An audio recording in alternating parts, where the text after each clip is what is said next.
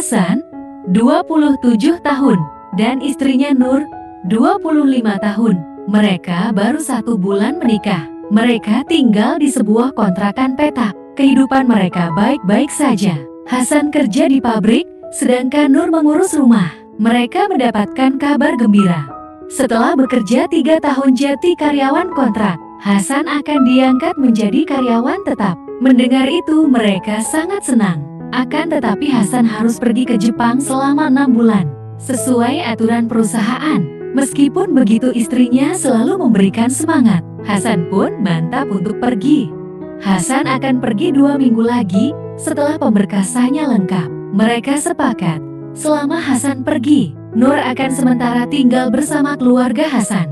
Singkat cerita, tibalah hari keberangkatan Hasan. Tangis haru mengiringi kepergiannya. Sesampainya di sana, Hasan memberi kabar ke istrinya.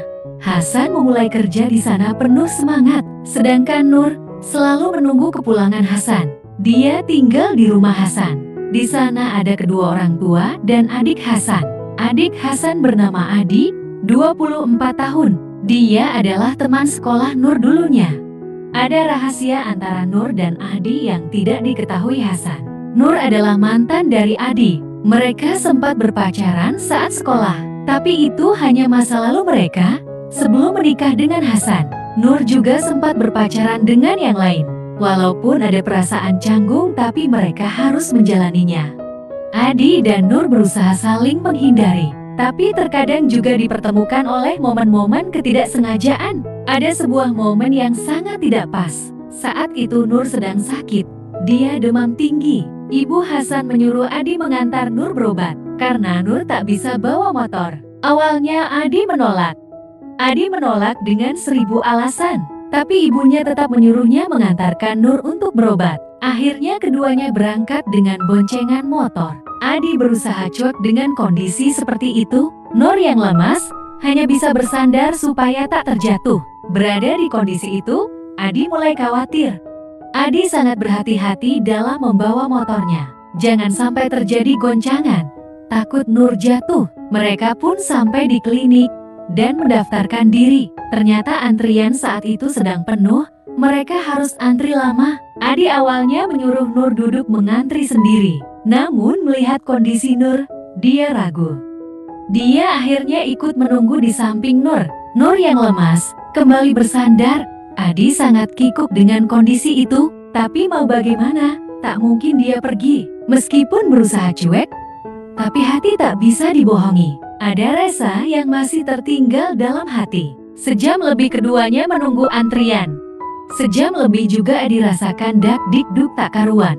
Tak hanya itu, Adi akhirnya menghantarkan Nur masuk ke ruang dokter. Dokter pun memeriksanya. Hanya demam biasa karena perubahan cuaca, katanya. Dokter pun menanyakan ke mereka, pengantin baru ya? Mereka kaget, hanya saling pandang. Suaminya perhatian banget, dari tadi jagain terus. Dipertahankan ya Pak? Sikap siaganya, imbus sang dokter. Mereka hanya terdiam dengan wajah merah, menahan malu. Mereka pun pulang. Di tengah jalan Nur mengucapkan terima kasih ke Adi. Di situ Adi hanya mengangguk menyembunyikan rasa bahagianya. Mereka pun sampai di rumah. Orang tuanya sudah menunggu. Adi menjelaskan tadi ramai sekali. Antriannya panjang. Ibunya menyuruh Adi mengambilkan air untuk meminum obatnya. Adi pun mengangguk dan mengambilkannya. Setelah meminum obat, Nur kembali ke kamar untuk istirahat. Keesokan harinya Nur sudah sedikit mendingan. Demamnya sudah turun, tetapi ibu mertuanya menyuruhnya istirahat dulu. Urusan memasak biar Adi yang pegang. Mumpung dia libur. Adi pun menolak, karena dia malu harus memasak. Ibunya terus memaksanya, karena hari ini ibunya ada urusan. Adi akhirnya mau. Memang di rumah itu hanya ibu dan Adi yang bisa masak. Adi sudah biasa menggantikan peran ibunya, memasak dan mengurus rumah. Dari jauh Nur memperhatikan Adi yang sedang memasak. Dia tersenyum-senyum melihat Nur yang pandai di dapur. Nur pun menghampiri Adi. Yang enak ya masakannya. Kalau nggak enak, nggak aku gaji, ucap Nur sambil tertawa. Adi pun menengok ke arahnya. Iya nyonya, jawab Adi. Diiringi tawa keduanya, hubungan mereka pun sudah mulai cair. Mereka saling kau tegur sapa semenjak kejadian itu. Di sebuah momen Adi menanyakan sesuatu yang serius. Kenapa dulu kamu menghindari aku, ninggalin aku tanpa alasan? Tanya Adi. Nur pun menatap tajam ke Adi.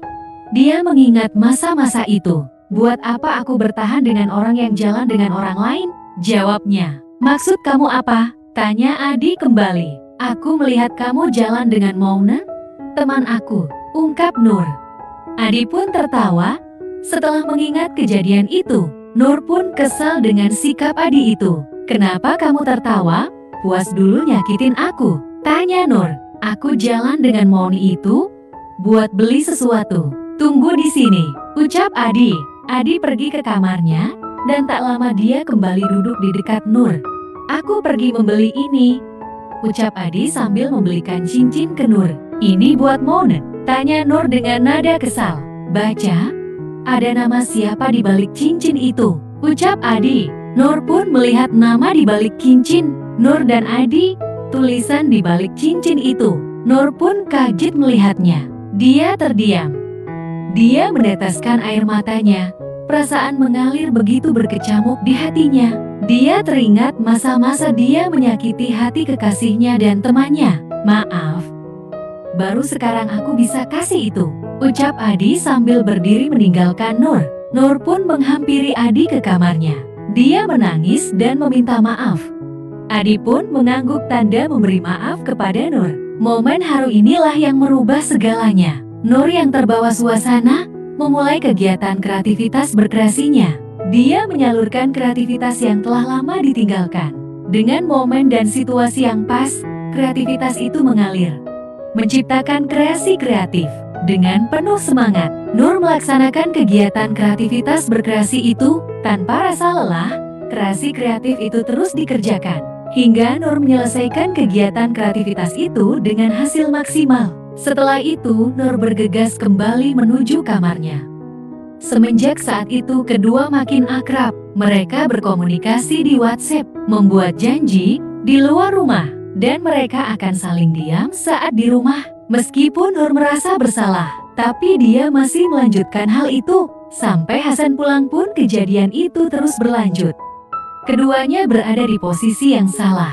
Meninggalkan Hasan dan hidup dengan Adi itu tak mungkin. Karena status Adi adalah adik Hasan.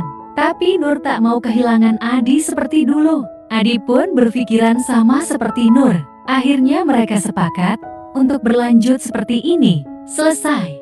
Terima kasih yang sudah menonton sampai akhir. Semoga kisah ini menghibur. Ambil sisi baiknya dan buang sisi buruknya dari cerita ini.